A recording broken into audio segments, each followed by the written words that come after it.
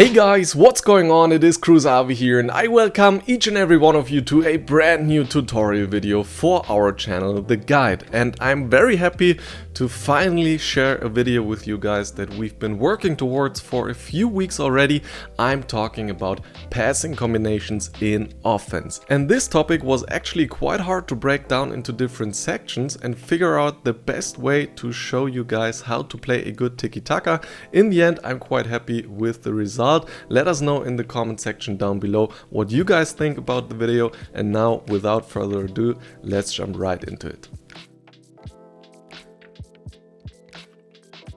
First of all, let's take a look at some very important tools that you need to master first in order to be able to play great passing combinations. For all of these we have already produced videos, so feel free to check out the links in the top right corner or in the description down below if you haven't seen those mentioned videos yet. Starting with the passing basics, if you're still doing a lot of mistakes in your passing game, a lot of your passes get intercepted, then go and watch that video first, because it's important to not make the third step before the first, so get your basics right and then you're good to go. Next up we have the 1-2 passes, which are crucial in order to get anything going in your passing game in offense, so definitely learn that technique to be able to apply the things discussed in this video. Then we have the one-touch passes, which are very important in order to get more tempo into your attack and utilize open space and passing lanes more quickly.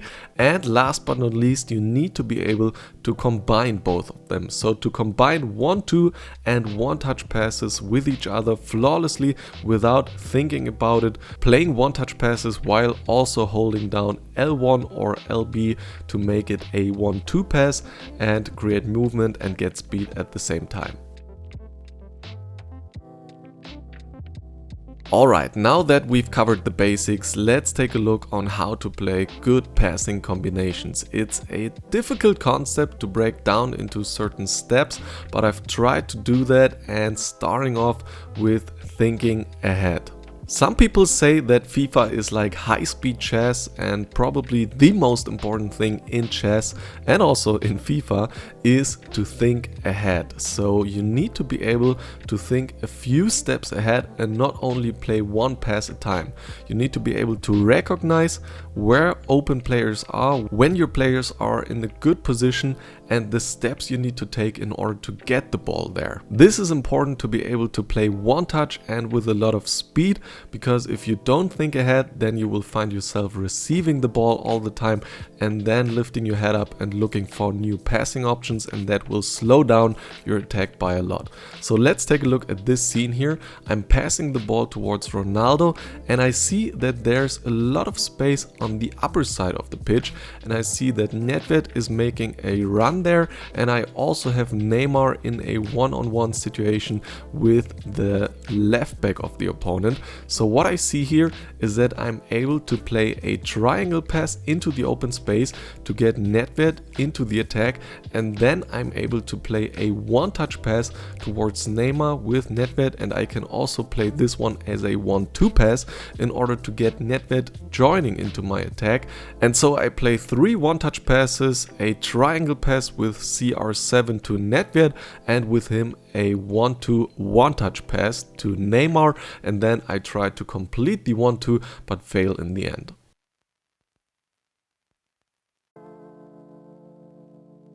The next step is creating as much movement as possible, and for that we have another gameplay scene here, but first let's remind ourselves of step number 1, thinking ahead. You can see I play the pass towards Neymar on the wing, but I realized that all my good options are in the center of the pitch and there's actually a lot of space, and so in my head I already see a line going from Neymar to Nainggolan to Nedved and then to Ronaldo, and after passing the ball there I will have a lot of options in the middle of the pitch with a lot of players surrounding me. And now creating movement comes into play, because if I play all of these passes just as regular passes with X or A, then I will find myself having the ball with Ronaldo up front as the only player in that area without real support runs, or at least there is a lower chance that other players will make good runs for me in order to be able to play some passing combinations. And so what I do is that I play every pass with my offensive players as an 1-2 pass. So I always hold down L1 or LB while playing the passes. You can see it from Neymar, the pass to Nainggolan is a 1-2, then all the other one-touch passes towards Nedved and then from him towards Ronaldo are also both with L1. And so in the end I get the ball to Ronaldo and all of the other players are actually running forward with me, and I have all the movement from their side in order to be able to continue my passing combination. And so when in the end I play the pass towards Mbappe on the left side, I have 3 more players running inside the box. In this situation I'm completely free on goal already because of all the 1-2 and one-touch passes I played before. It was just too much movement for the opponent to keep track of and defend accordingly. So here obviously I can go for the shot, but even if the opponent would cover here still, then I would have options in the middle to go for more 1-2 passes in order to break free on goal. The third and probably most difficult step is letting the ball circulate, and what I mean by that is that it's not always necessarily the best option to play the ball forward. In passing combinations, sometimes you have to pass the ball backwards, let the ball bounce back, form some triangles, forward the ball to a player on the wing, etc. So it's tough to figure out what's the best option in all kinds of scenarios, but what you have to keep in mind that your main goal should be to let the ball circulate at all times, to never give your opponent the option to get a grip of the player who has the ball, forward it one touch if possible, and just always keep your opponent unsure what your next move is going to be. That's where the power comes from in passing combinations. Let's take a look at this scene. You can see here step number 1, think ahead. I see that I have a clear line towards Neymar on the top side of the pitch and I want to pass the ball there because it's a very dangerous situation if I can get a one-on-one with him. Then we have creating movement, so I play all of the passes one touch and also hold down L1 in order to create runs. If I should decide to play out the situation differently, maybe the run from Mbappe or from Nedved would be so good and surprise the opponent that I could go for completing one of these 1-2 passes instead of forwarding the ball to Neymar. And then you can see I just let the ball circulate around the box, and then I see that also Ronaldo is making a good run, so I play the pass towards him, and in the end I play one pass too much even, but that's what happens sometimes. You get too focused on what you're trying to do, in this case passing combinations, when I should have went for the goal and should have been able to score here.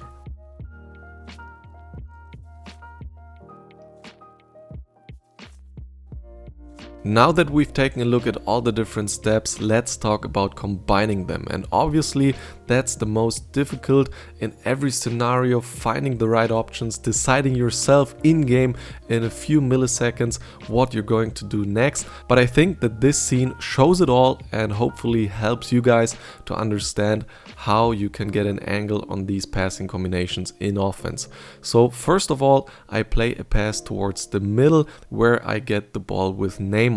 And I see that with Neymar I don't really have any good options. If I turn downwards towards Nedved, I could play the pass there, but the problem is that he's surrounded by 2 or more players and I don't really have any support there, so it would be difficult to create something from that. And I also know that the opponent most likely will defend quite aggressively because he sees that I don't have so many options available. So what I do is I let the ball bounce back one touch towards Pogba and also at the same time create a 1-2 pass movement from Neymar so that he runs forward and I get the ball with Pogba, who is a bit further back on the pitch, so that with him I can take another look on all the different options that I have. Now that I received the ball with Pogba, I see that I have a good movement from Neymar because the opponent pulled out his center back a lot and so there's a lot of space on the right hand side, so I decide to play the pass towards Neymar.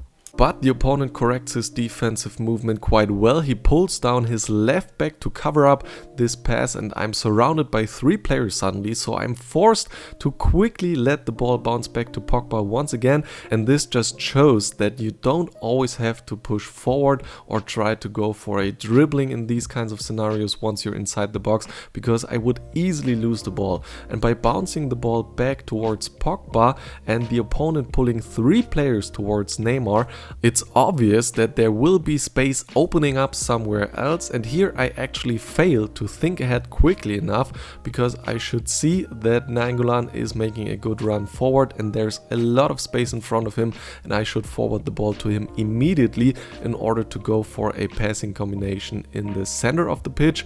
But I first receive the ball, and that almost results in losing it, because the opponent once again is very aggressive, reacts very quickly by pulling out Ramos once again, going for a tackling, so I know I have to react quickly, and here I start thinking ahead correctly. I see that there's an open passing option towards Ronaldo and then from him towards Nedved, and I know that since the opponent pulls out Ramos, I will be in a 2-on-2 situation with my 2 offensive players against the 2 leftover defenders, and then I'm going for the outplay by playing 2 more 1-2 passes, and I'm able to finally break through, and I'm open on goal and can score it.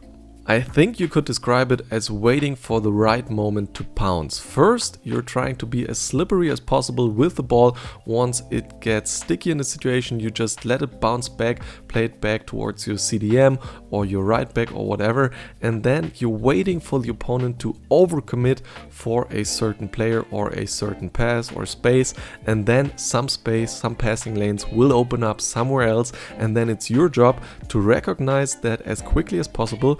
Start thinking ahead how you want your passing combination to look like within the next few seconds, then creating movement by playing not only 1 touch but also 1-2 passes, and then letting the ball circulate within those few players that you picked out for the passing combination, and try to make something happen with them by playing a lot of 1-2s and just outplaying the opponent by being too quick and too unpredictable.